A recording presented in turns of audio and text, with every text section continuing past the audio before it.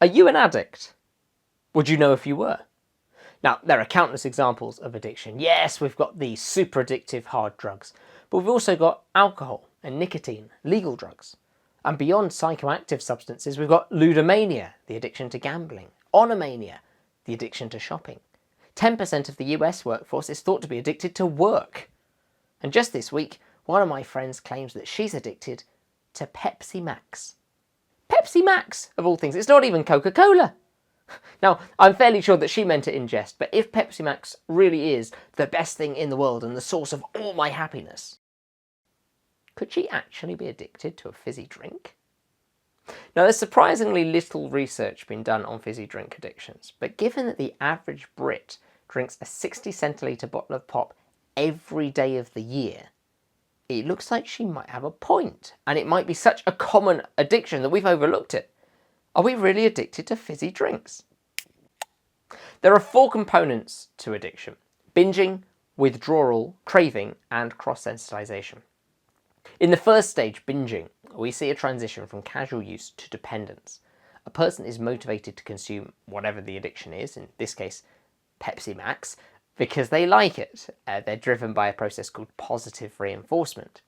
The little hedonist in your brain loves getting a buzz from drinking Pepsi Max and therefore wants more, and more, and more. Unfortunately, if an addiction develops, the positive reinforcement is soon replaced by negative reinforcement. Instead of seeking out the buzz, an addict seeks to avoid the lows associated with withdrawal, headaches, anxiety, irritability. If an addict enters the withdrawal phase and attempts a period of abstinence, they're likely to experience cravings for the item that they're abstaining from. And, over time, cross-sensitization is the process by which one addiction can lead to further addictions in the pursuit of satisfying your cravings. This is called the gateway effect, and it's most commonly talked about with reference to over-the-counter drugs leading on to further drug misuse. So, while we may not think about it, fizzy drinks really might be at the centre of a societal addiction problem. Most of these drinks contain high quantities of refined sugars and caffeine, and both of these are highly addictive substances. Given that this is a relatively under-researched area, there aren't actually that many tools for psychologists to use to measure food-based addictions. But one measure that does exist is the Yale Food Addiction Scale, which was introduced in 2009. I've put a link in the video description if you'd like to test yourself just below.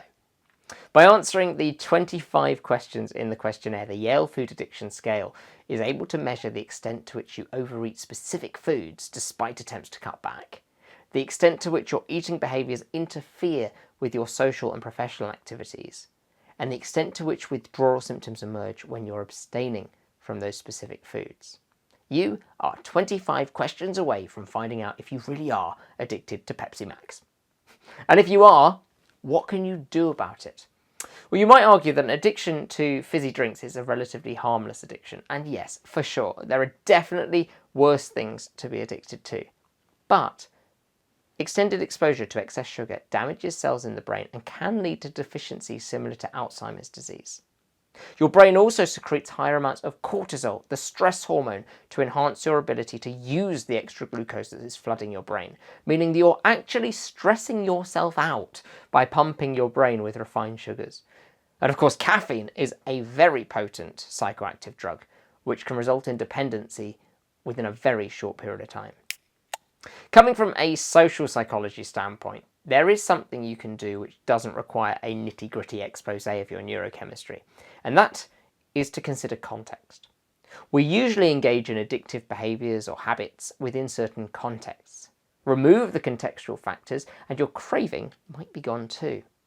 Perhaps it's when you're with particular people, or when you're doing a particular task, or not doing anything and you're in a state of boredom. In the early 1970s, heroin use by American soldiers in Vietnam had reached epidemic proportions. The government and general public were extremely concerned that when soldiers returned home, they would be bringing with them a massive wave of drug addiction issues. But whilst 43% of soldiers used narcotics whilst in Vietnam, when the war ended and the soldiers were repatriated, only 10% continued any form of narcotic use. The context was a key element in their drug use. Research suggests that they were using the drug to cope with the stresses and boredoms associated with war. Plus, it was so easy and cheap to get hold of in Vietnam. All of these were situational factors. So if you can identify the context in which you engage in addictive behaviours, you can allow yourself an element of conscious intervention and control. If you don't want to engage in the behaviour, you can tackle it indirectly by focusing on the context first. Thank you to my friend Emma for suggesting today's video, and thank you for watching. I hope you found it interesting, and if you did, please click the like button to let me know. And if you've got any thoughts or requests for future videos, let me know in the comment section below. If it's your first time here, remember to subscribe to Psychology Unlocked and click that notifications bell so that you don't miss out on any of our upcoming videos. Thanks for watching. I'll see you next time.